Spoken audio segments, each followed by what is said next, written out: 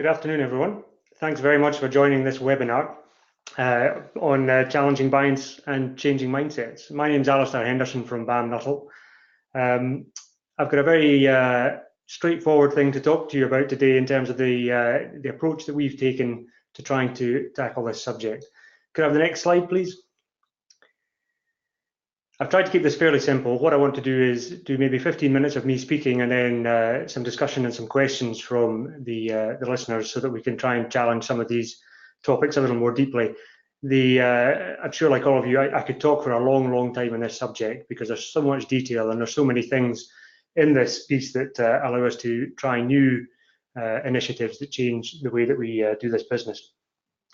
I think the first thing to say is that as a business, we're a construction business. It's a complicated kind of market. We are very project focused. It's a market where we have very low levels of profitability, unfortunately. So getting people to focus on this as an issue as opposed to dealing with the day-to-day problems it can be quite a challenge. But let me start by explaining what my personal experience of this was. I used to run one of the divisions of BAM Nuttall. It was a specialist contracting business. We were in ground engineering, still are in ground engineering. And like a lot of male executives, I suppose I came to this quite slowly. I was employing civil engineers, and we know that civil engineers come in a sort of 20 to 80% gender bias when they come straight out of university.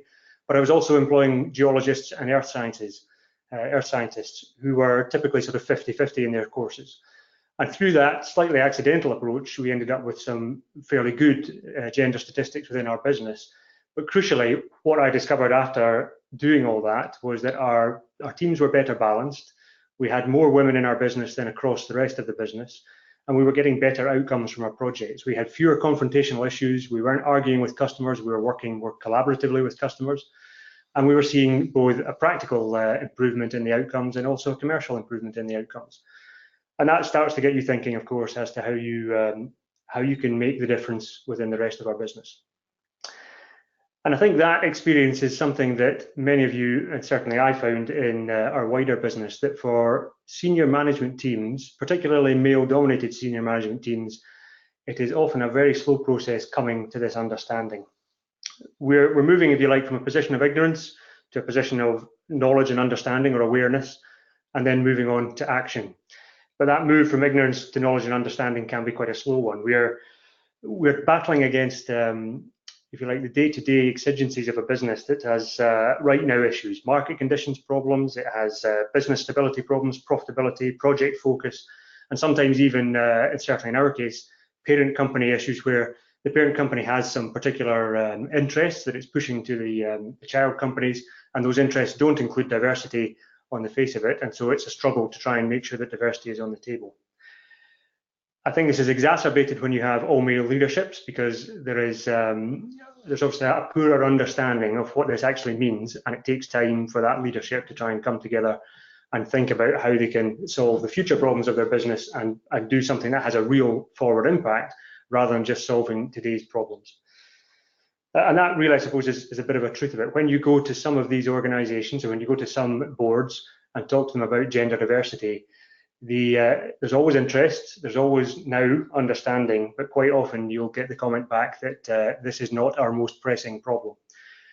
And so the real challenge that I faced initially and that we tackled very well within BAM Nuttall was to move ourselves from that place where we didn't see it as the most pressing problem to understanding that not only was it an absolute essential thing to do for the future, but it was going to yield some real benefits for the immediate issues that we had around project performance in the short term. And it's a process of you like what, so what, and then now what. Could I have the next slide, please? And our approach overall is very straightforwardly one about culture first and then numbers. We saw a lot of people in both our competitors and in our market and in other markets rush to the idea that 50-50 gender balance was exactly the thing to do. The best thing to do was set an output target on it and then go and fulfill that target. We decided not to do that quite consciously because we recognized that within our own workforce and with our own employee base, if we suddenly changed our employee demographic without explaining to people why we were doing this, what it was about, and the importance of it, then the risk was that we created a culture of resistance to gender change, and therefore that we ended up with women coming into our business but not staying in our business, and crucially the men in our business not understanding why we were doing this. So this process of what, explaining what it is we're talking about, so what, explaining the consequence of what we are trying to do, and now what, how we move forward into change and into action, is really quite an effective one when you're trying to engage people in a particular idea. And of course, the issues we're talking about are complex, and we've deliberately tried to make sure that we keep that complexity and get people to understand that this is not a simple subject. So when I'm describing, for example, the invisible care burden to a group of young men who initially will not have understood that or not have visibility of it, when I'm talking to them about the opportunities available to women versus the opportunities available to men in invisible networks or informal networks, again, the happy majority, if you like, don't see that. And it's only when you're outside those networks that you start to understand, A, that they exist, and B, how disadvantaged you are by not being part of them. And crucially, we've recognised that the need to talk is a really essential part of this. We absolutely must talk with our people and allow them a voice so they can express their comments. I certainly have had some very interesting discussions with groups of young men who've asked questions like, it must be great to be a woman to get all this extra opportunity. 5 years ago, that wouldn't have been a conversation. These days, it's a difficult conversation, but it's a good conversation because I can start to explain to people what extra opportunity actually looks like and what we're talking about here. And we did all this before we set any outcome targets. And I'll come back to targets later on. Can we have the next slide, please? So the way we did this is pretty straightforward. We're a business that does projects. We're all about delivery. So no surprise that we went about this in the way that we deal with other projects. We thought about what we were trying to achieve. We thought about the steps that we might take in order to inform people, understand whether they were understanding the message and whether that message was having an impact and where we're getting the kind of outcomes we expected.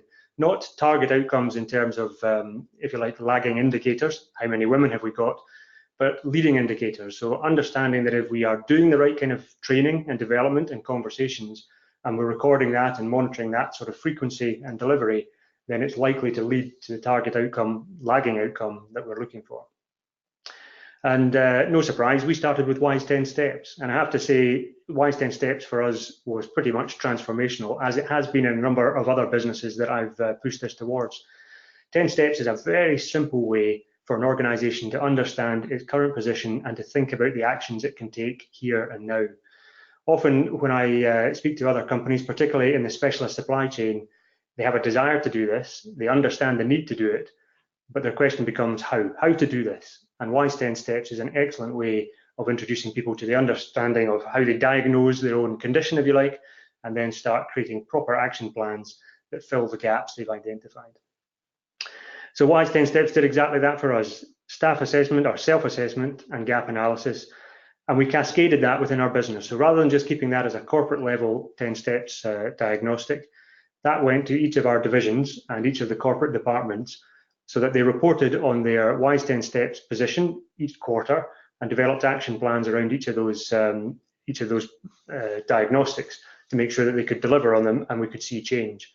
And crucially, we required them to report on those on a quarterly basis alongside their financial results. So we gave that gap and the action planning of that gap equal importance to the financial results that they were reporting on a quarterly basis. Making this important is a really essential part of how you get it to work. There are people who will make it important for themselves. There will be people who will make it important because somebody they trust or respect has asked them to do it. And then there are people who will only make it important when you require them to turn up with the answer and demonstrate some progress. In all those circumstances, the fact that you're making it important and reviewing it regularly has real impact. The other thing we did, absolutely essential, I would suggest, is allocating resource to this. So we appointed a head of culture and diversity and gave that person 2 staff so that we had an internal executive within the corporate function to go and do some of the doing.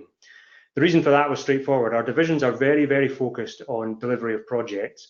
And when we draw people from the divisions and we talk to them about activities like this, there's lots of good input, but when they're sent away with actions, it can often be difficult to get the action started. By having a central group who are advised by the divisions and who hear what the divisions are saying, but are also then able to go out to the divisions and describe how other people have done this, what activities work, and to monitor and support and help the divisions, is a real step forward. It allows you to monitor properly. It allows you to check back regularly. It allows the senior management team to oversee this while you've still got individuals who are actively engaged in making it happen every single day. We built networks, and a lot of businesses have built networks. Ours, Women at BAM, is a very effective business network. It has grown over a number of years. So we didn't start it on the back of this. We had grown it about 8 years ago. We started, and it grew through that period. But engaging that group in the topics around which we're talking, but also trying to make sure that they are advising that central team, that we are addressing issues that come up year on year because the topic changes and matures, and it's important that those networks do mature. As part of that network, we brought men in. It is a truth of construction when we've got gender diversity or gender balance of in the region of 75 to 25 or 80 to 20 within our business. If you want to talk about women, you must talk to men and bring men into the room. So we did that within those Women at BAM networks. Not without resistance, and it's been quite interesting to see that some of the most fierce resistance came from senior women in the business who had succeeded despite some of the barriers that had been put in their place, and were quite frosty about some of the initiatives we were doing. Of course, that becomes a conversation where you start talking about this being for the benefit of future generations, the benefit of people coming into our business, not to try and disown or to disrespect the work that they've done. That is a common thing that we come across, and it's been an interesting set of conversation as we do that. Also, reaching out externally, so making sure that that network is not just internally focused, but externally focused, joining up both with our STEM initiatives in schools and in universities, and we have a particular relationship with the University of Strathclyde. With the University of Strathclyde, we've put together a scheme called Engineering the Future for Girls, which is about taking 14-year-old girls, giving them a week-long exposure to different types of engineering to try and get them interested and in full understanding of what is available to them in engineering subjects. Obviously with the intent of trying to get them to think about that as future study. Uniquely for girls, and it's a very successful program, and one of the successes we've had is around the application rate and the number of women that we can take in, the number of girls that we can take into that program. The first year we ran it in 2016, we had 50 places available, and we managed to get that up to 60. We had 450 applications from girls across Scotland and the north of England. We had letters from physics teachers saying, please take this girl, she's the only girl in my physics class. So whenever anybody says to me that girls and young women are not interested in engineering, I have the evidence that says this is nonsense. They absolutely are. Along with Strathclyde, we made an EPSRC application for a grant around a program called STEM Equals, which was about trying to change the gender balance or understanding of gender balance in higher academia. This is the source of a lot of the talent, a lot of the professional talent that comes into a business like ours, and the idea that the senior academics and the academic profile and gender balance across those academics wasn't properly understanding or addressing gender diversity was a real concern. Credit to Strathclyde that they recognised this and asked us to be part of the leading that programme. And we also had a number of, if you like, guerrilla interventions, things that we do in the background that people don't necessarily associate with gender diversity, but have a very strong gender flavour to them when we deliver. Sometimes quite deliberately underhand, but very, very effective. So we have a program we call Inspiring People, which is a program of lectures. We maybe hold 3 or 4 a year, and it just happens that those inspiring people tend to be women, not uniquely. So typically we'll have 2 or 3 women plus 1 man speaking, and it's about those individuals relating the content of their thinking around gender, how they've come to the position they've come to, their life stories, sharing the tactics and the mechanisms they've used to deal with various issues they've faced in their professional life. And it's really, really effective, almost exclusively external speakers. And that's a very powerful thing for an audience to hear. We ran an authenticity workshop, which sounds terribly grand, but it was really a very direct attempt to say to our 75, 80% middle-aged white male population, you are diverse as well. This is not about just saying you're a man and therefore you don't count. This was about recognizing that within that population, we have this range of experiential diversity, this cognitive diversity, and indeed demographic diversity. And the very clear purpose for that was to allow those individuals to put themselves in the place of being a minority and to understand how that felt amongst a majority. By creating that vulnerability and all that's also that sense of exposure within themselves, it's much easier to engage them in the idea of, okay, other groups that are in a minority within our population feel like this all the time. What can you do to actively support them, to move from being a sort of passive observer to being an active supporter? And we also built a research relationship with the University of Strathclyde. I have a research partner there, Professor Becky Lunn, we've been doing detailed geotechnical research work together for 8 or 10 years now. And our topics of discussion have moved from detailed geotechnical research being 100% of what we do to being about 50%, with the remaining time split between gender diversity initiatives, which we both have a passion for, and also trying to look at the business model of construction and how we improve that and make it better. But just by demonstrating that we have this research relationship, that senior female academics have a role within our business, solving problems, real problems that we have in projects, again, it creates an environment of people understanding that this is absolutely the right place for women to be, and this is nothing exceptional. It is absolutely the norm. And visible leadership, of course, it's a very easy topic to talk about, but it's quite difficult to do. This is about getting our senior executive and the board in which I sit to be visible exponents of gender diversity. And we do that through a number of ways.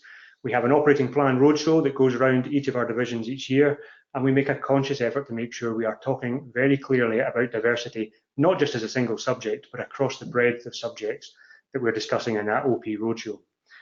We record vlogs, video logs as board members, and we post those in our internal intranet, and people can watch them and comment and see what they think. Not uniquely about gender diversity, but a lot of what we talk about either is about gender diversity or has a gender diversity slant, because it's a real topic of interest for the board.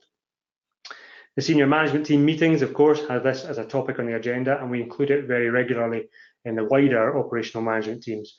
But also when we visit projects, when we go to see the people who do the work in our business, who are at the front line of our business, and we can talk about these topics in a way that's accessible to people and explains to them that we really care about this and we really want to see change. We also have a reverse mentoring program, and the reverse mentoring program has been very successful. We now have more than 80% of our senior management team, not just board, but divisional directors and divisional commercial managers and operational managers involved in reverse mentoring relationships. Starting that was very interesting. I think everybody on that board looked at everybody else and said, well, I'm going to do this, but it's really for them rather than for me. Which is a very simple place to start. But actually, once you have exposure to somebody who is from a very different demographic background, from a very different age group, it's a really quite an interesting experience and does challenge some of the ideas you have in your head as to how successful our business is at doing certain things. Communications was part of what I look after in BAM Nuttall, and I got a real step back moment when I asked my reverse mentor what she thought of our communication initiatives and where she got her information from, expecting her to talk about all the fabulous social media channels we've got and our intranet and all that sort of stuff. And her answer was, I don't really get much information about the business. So yeah, that makes you think. The other thing we do is awards, and we support awards for our female staff very, very deliberately. And it's not just about winning awards. It's not just about being shortlisted for an award and being able to show that we are passionately interested in this and we have really high quality female staff that we're putting forward to these awards is a real strong part of our business. We've had many successes in that. I'll talk about some of those later, but being shortlisted, winning awards gives this a profile. It's quite a controversial issue. There are those who say there shouldn't be women-only awards, and that's not a topic I'm going to debate today, but I have to say that it does give it a profile that really makes people understand that we are serious about this. And then the final thing, very obviously, is about disrupting process within our business. It's easy to talk about gender diversity, but actually the place that our bias, if you like, is built in most strongly is within the processes within our business. Like every business, we recruit, we have promotion rounds, we have performance and development assessments, we have succession planning, and all of those processes are at risk of being biased. So very straightforwardly, the promotions round, we instigated a methodology of every time we had a promotions round, the submissions that came from promotions were assessed for their impact on gender pay gap, they were assessed for their gender balance, for equality of pay increase, all the things you would expect. And if they weren't satisfactory, we went back and we discussed and changed to improve. The performance and development system, we have in the division that I used to run, we would run performance and development reviews and then have a review of reviews. targeting specific groups, and one of those groups was women, with a very direct intent of making sure that the action plans and the targets that were set for women in their performance and development reviews were appropriate, that they were stretching, and that they'd been properly considered and were comparable with what we were seeing across the rest of the business. We undertook a recruitment audit. That was about getting an external consultant in. We have discovered that despite the cost, having an external consultant help you with some of this can be very useful. Not for everything, because sometimes the insights are difficult to come across, but for getting some of the obvious things right, it can be quite useful. And having an external audit of our recruitment process yielded a lot of good information that's going to help us improve the way we recruit in our business and challenge some of the things that come in, some of the biases that come in during that process. And gender pay gap. So gender pay gap was interesting for us. Like every organisation, we've done 2 rounds of that now, a third that we'll be doing shortly. And while it is quite a crude tool, it is very effective in highlighting some of the things that are problematic within a business like ours. We discovered in our first year of gender pay gap assessment that something we knew, that we didn't have enough women at senior levels within our business, was actually a much more structural problem. We just didn't have enough women, full stop. Even at our lowest quartile, where typically women were overrepresented, we were still 2/3 male in our business. And that changes your thinking and changes the way that you address things like gender pay gap. Next slide, please. So the outcomes from those initiatives are, again, there's so many initiatives we put in place and so many outcomes to talk about. I just want to try and focus on 1 or 2, well, 5 or 6 that are quite germane. So engagement of the senior team, not just the board. The board, generally speaking, once we understood the issue and decided we were going to act, it was very straightforward, complete engagement. But divisional directors who run the divisions, the operational managers who run the work on the ground, the commercial managers who work for the divisional directors supporting commercial delivery. As I say, one of the biggest visible outcomes we've got there is 80% of them in a reverse mentoring relationship. And while you can't point immediately to a change that says this has affected the way this person thinks, and sometimes those reverse mentoring relationships don't work, I would say that we have 25% who work tremendously, 50% that are pretty good, and 25% that don't really function at all. But as a mentoring relationship, I think that's a pretty good hit rate, actually.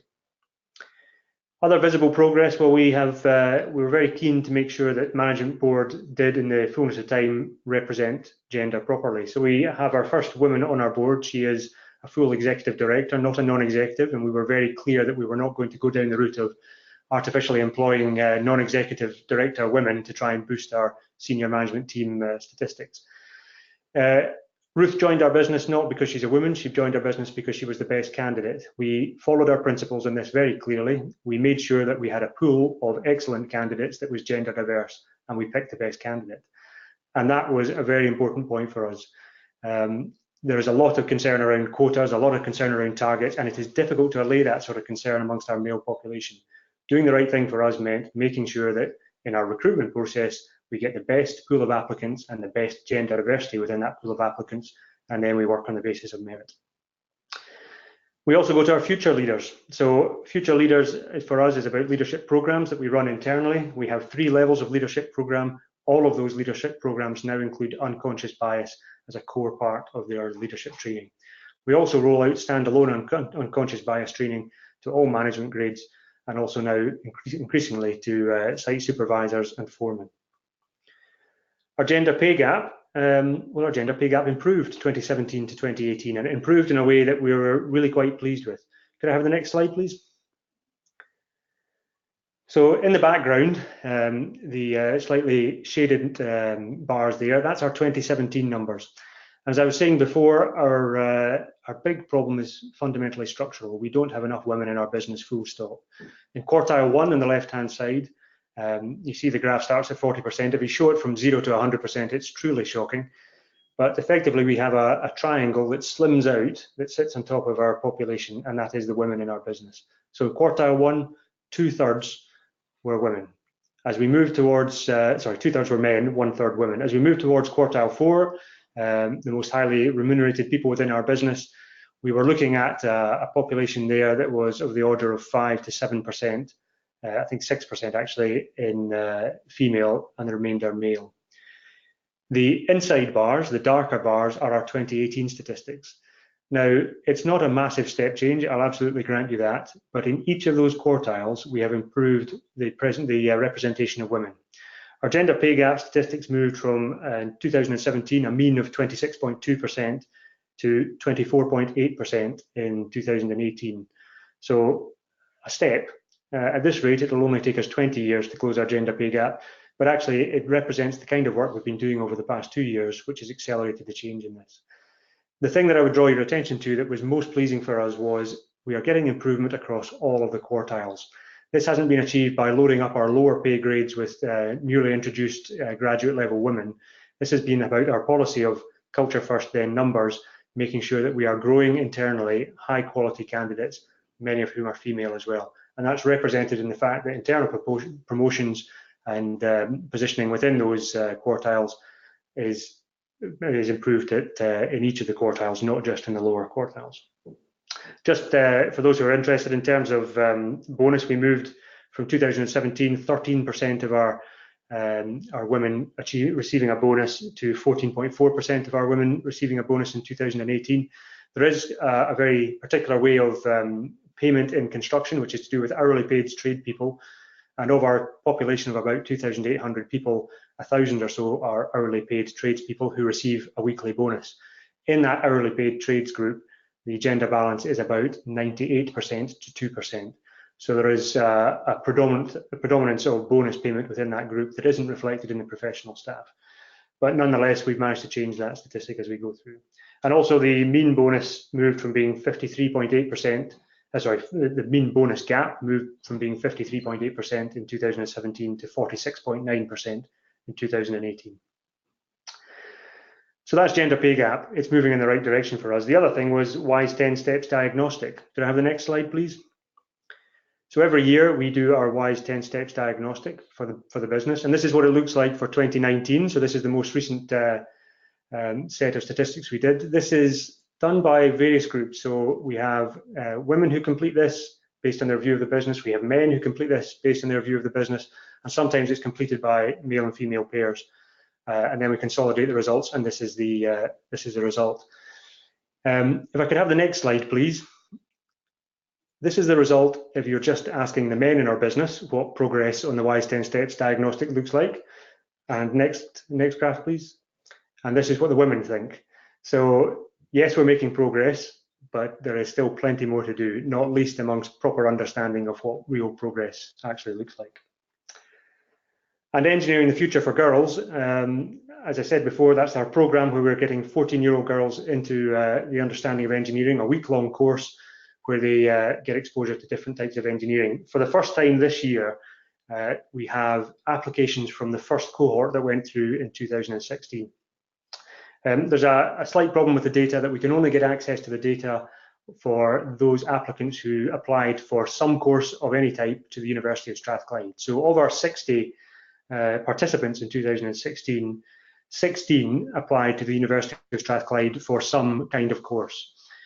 Of that 16, 3 were from areas of multiple deprivation, which was a particular focus within that group to make sure that we were bringing young women from areas who traditionally didn't have a university background in their family to get them into professional education and higher education. But of the 16 that applied to Strathclyde, 14 went on to study an engineer, have been accepted for an engineering course at a Scottish university, not necessarily Strathclyde, but at a Scottish university.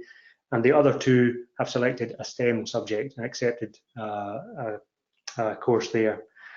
So in terms of trying to understand whether the interventions that we make at that young age actually yield real change in terms of the population that comes in to studying engineering and STEM subjects, we are certainly beginning to believe that it does. And we're going to try and work to see if we can improve knowledge of those statistics to understand what's happened with the other population that we don't know about.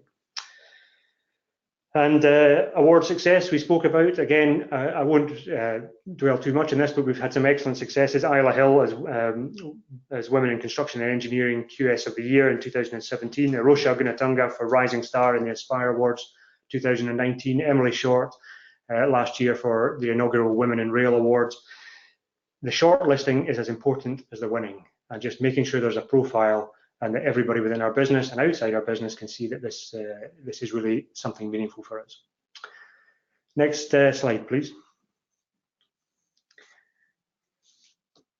And slide after that, please. So in that principle of what, so what, we're now on to the now what. The now what is what do we still feel we have to do as a business? There is still plenty, and I won't pretend that there isn't. You'll have heard from the past few minutes that there aren't really any silver bullets in here. There's just an awful lot of hard work to try and change minds, change culture, but crucially, get that culture established so that there's a receptiveness to changing gender diversity rather than a sort of quizzical look and the wondering why you're doing this. So our plans are very much to continue with WISE 10 Steps and to expand it into a wider corporate group. But 10 Steps has been really effective for us because it keeps us focused. It keeps us looking again and again at the same issues to make sure that we are improving them and progressing them. We're going to look at targets.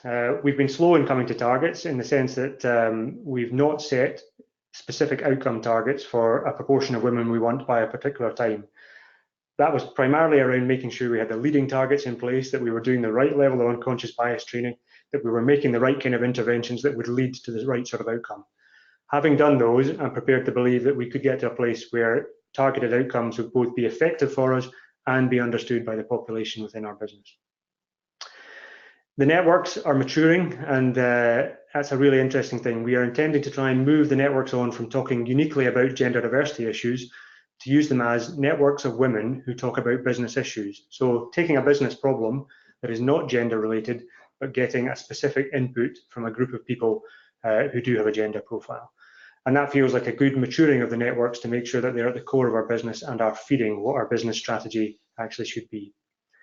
Recruitment is something that we've worked fairly hard on, but it's hard to make a change in recruitment. We are a business that is, I think, characterized by some fairly traditional recruitment methods across our divisions, and there's just an awful lot to do there. We know from a recruitment audit how much we could achieve from that. We know that it is difficult within our business to convince people to recruit in a proper process, in a process that is going to yield the right kind of outcomes for us, and also to really focus on this idea that people from non-cognate backgrounds, so not civil engineers necessarily, not quantity surveyors necessarily, but earth scientists, mathematicians, physicists, anyone with a STEM interest, in fact, has a possibility of a role in construction, and we should be including them within the pool that we recruit from.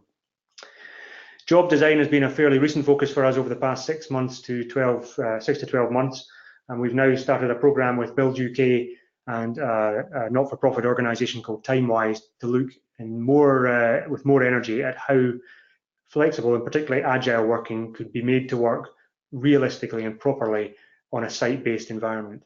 And that project will start during September and run for the next 6 to 12 months. So we're really looking forward to that. And then something which has taken on a lot of focus in the past 18 months, I would say, is dealing with harassment. We ran some focus groups, and one of the things that came out as those focus groups was that, notwithstanding the work that we've done around gender diversity and understanding between the different groups within our business, there are still now occasions where we have situations which are really completely unacceptable. The experiences that were related, some of them very, very good indeed. We had women who said, the reason I came to BAM was because I recognise it as being the place to work if you're a woman in construction. But we also had many stories of harassment that went from or circumstances that went from the merely frustrating to those which were really very serious indeed. And dealing with harassment is complicated. We also recognise from that process that the disciplinary process that we have is a barrier to some people.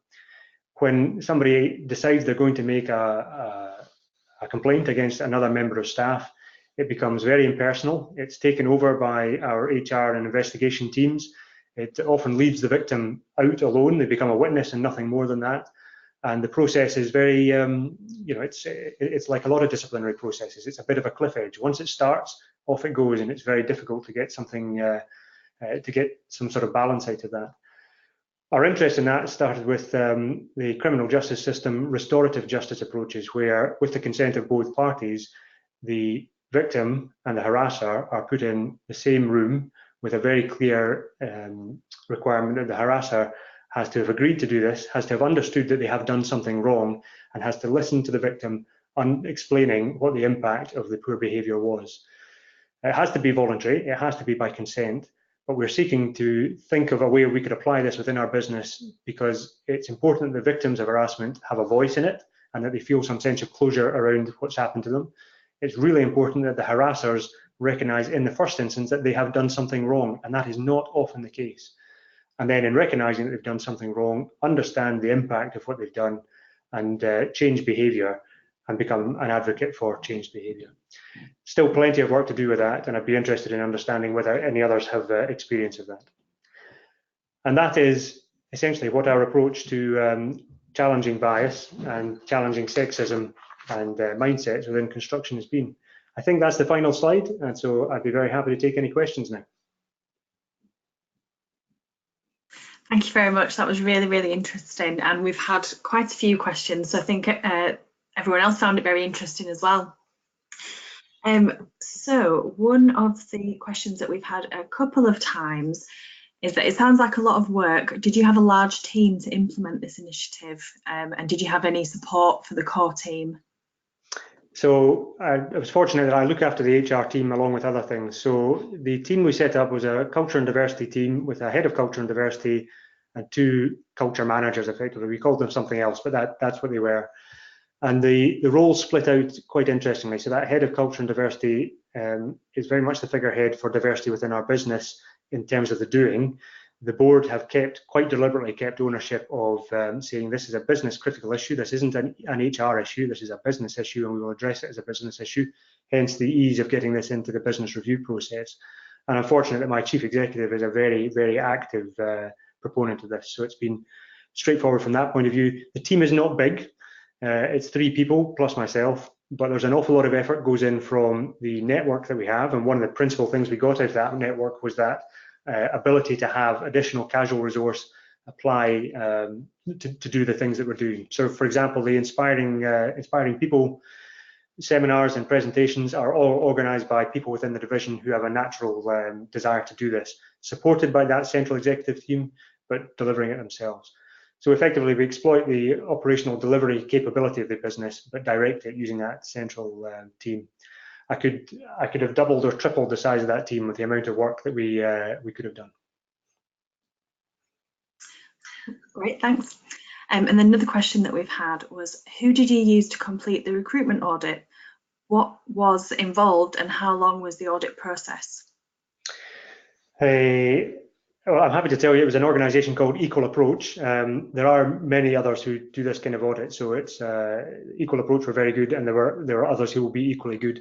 It was a long process. It took about 6 weeks. It involved individual phone interviews or face-to-face interviews with senior executives and people throughout the business. It involved a review of the protocols that we have for recruitment, and it came back as a report that was a very weighty tome and gave us almost too much to think about. It's a truth of any kind of process like this that you can find so many ways to improve it and to release bias out of it, and also just improve it as a process that inevitably once you start looking, it can be difficult to stop. When you think that obviously recruitment is just one aspect of this, we have a number of other areas where we have similar processes. I would say it was very, very worthwhile. You'll always get back more than you bargained for, and you do have to be prepared to look at it and decide what it is you're going to prioritize and do to make the biggest difference. So yeah, worth doing. And that external consultancy thing, I don't often point people towards external consultants, but sometimes it's the prod you need to get you to think properly about something and to think expansively enough about it. It can be awful easy to get caught in your own little lens of how you see the business. Thanks. Yeah, that's really interesting. Another question that we've had, I'm really interested in your initiative about dealing with harassment. What barriers have you come up against when getting the business to understand that harassment really does happen in the workplace, and how have you dealt with those barriers? So I think the truth of that, we're at a very early stage with that just now. So the reason we started to identify it as a barrier is because having done these focus groups, and you hear a horror story, and some of them are horror stories, you ask the question, well, who did you speak to? What did you not raise a complaint? And quite often the response comes back with, well, I didn't want to cause a fuss, or I didn't want to start something I couldn't have control over. And that's what got us to thinking that the disciplinary process, the traditional disciplinary process, is quite an impersonal process. It's very much about the business and how the business feels about the perpetrator rather than the victim. And victims, you know, when we're talking about breach of company procedures or breach of company protocols, things where there's fairly hard lines between good and bad, the disciplinary process is very straightforward. When you have these circumstances where one party has whatever, made a comment, for example, to somebody else that they think is harmless but has caused great offence, then the line is it's a far, far more blurred line. And the difficulty in the first instance is to A, establish that something has happened, and B, get the perpetrator to understand that they have done something they should not have done. In our kind of more traditional disciplinary process, there's no difficulty in getting, produce the evidence and you can demonstrate that the individual has, failed to procure something the correct way, or whatever the circumstance is. With harassment, that seems to be subtly different. Restorative justice works very well in the criminal justice system. So we've been talking to criminal justice practitioners to try and understand how they get it to work, because again, it feels like it is not something you could do casually. You absolutely need it to be facilitated correctly. It must be by consent. If somebody says, no, I want to take a disciplinary process, then you must go through a disciplinary process rather than this, because I don't want it to be seen as a, if you like, as mediation. We're not trying to mediate between two individuals who are one who believes something bad has been done and the other who doesn't. We're trying to demonstrate very clearly something bad has happened, and we're now going to change the perception around it without it turning into a sort of company-led draconian process. It needs to have all the sanctions available to it, and if the company decides that the proper outcome from this is, let's say, dismissal or demotion or something like that, the company would reserve the right to do that. But the principal thing that I saw that was missing from the disciplinary process is this lack of involvement and lack of participation from victims, that they don't get any closure. They often, because that disciplinary process is a confidential one, they often won't know exactly what the sanction has been. Thanks. And then we've had another question. How do you monitor and measure the changes in mindset and culture within the business? Good question. So we do, every 2 years, we do what we call a culture survey, which is a fairly big, deep dive culture survey. And that's run by a company called Safety Diagnostics. It's a very interesting thing. We learned a long time ago that if we do online surveys, we get 30% response.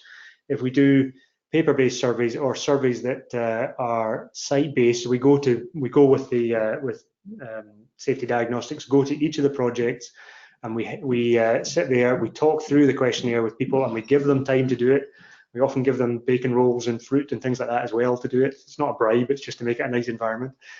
Then our return rate becomes greater than 80%. And for our last one, which we did in November last year, return rate was 88 or 89% of our population, which is a tremendous return rate.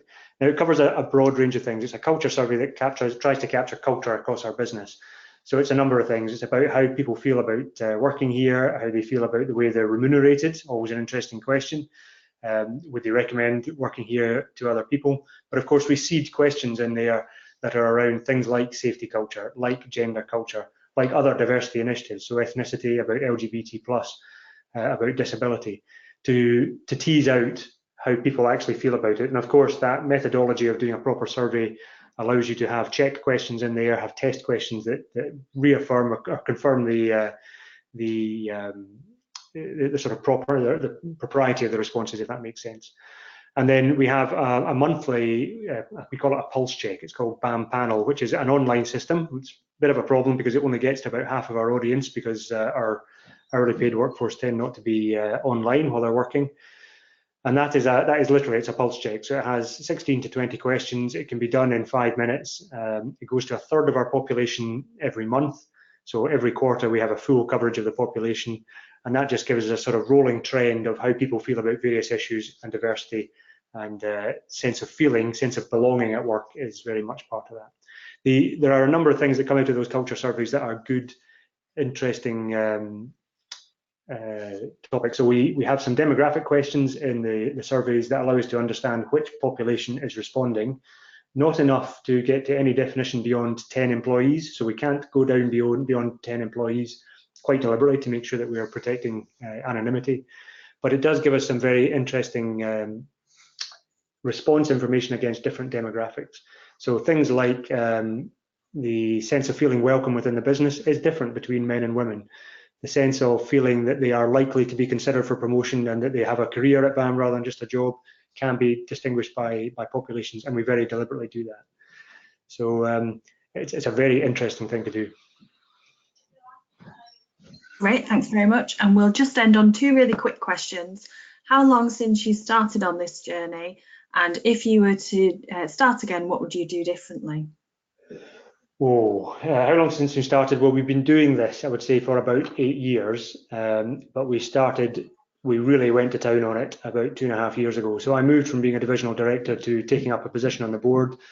And we, after kicking it around a little bit, we decided that that position was going to be called People and Culture Director, which was a big departure for our business. Very operationally focused, very much about engineers, all that sort of thing. I'm fortunate I am an engineer and I've come from that operational part of the business. But having been the managing director of a division, you understand the things that are important for business and what you then leave to projects to deliver. It is a truth that in an operational business, in any operational business, you must make sure that the operational business is doing this. If it's not doing it, then it just doesn't happen. You can have all the central functions you like and all the sort of centres of expertise you like, but if the operational business isn't choosing to do this as part of its leadership and line management protocol, then it just doesn't happen at any sort of scale. What do I wish we'd done differently? Gosh, there are so many things going back. I think the Wise 10 Steps, as I said before, Wise 10 Steps is tremendously effective. It's so simple and it's so effective at keeping people focused. We spent a long time monitoring the outcome of that on a quarter by quarter basis and not seeing the power of being able to use that as a sort of forward planning tool to help people build their development plans around it. It just becomes a very simple set of topics to say, do your gap analysis, identify the gaps, and then build an action plan specifically around filling those gaps. And that way it becomes a sort of a forward-looking tool rather than just a reporting tool or a diagnostic. There are lots and lots of things that I would have chosen to do differently, probably starting a lot longer than 8 years ago. Well, thank you very much. It's been really, really informative. I'm sure there's lots more questions that people will think of.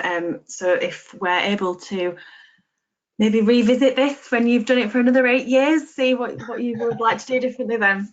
So yeah, thanks very much. And the link to the recording will be shared with everyone tomorrow, along with a link to a feedback questionnaire, so you can let us know how this webinar was for everyone. So thank you very much for your time, Alistair. Thanks, everybody. Yeah, we'll end the webinar.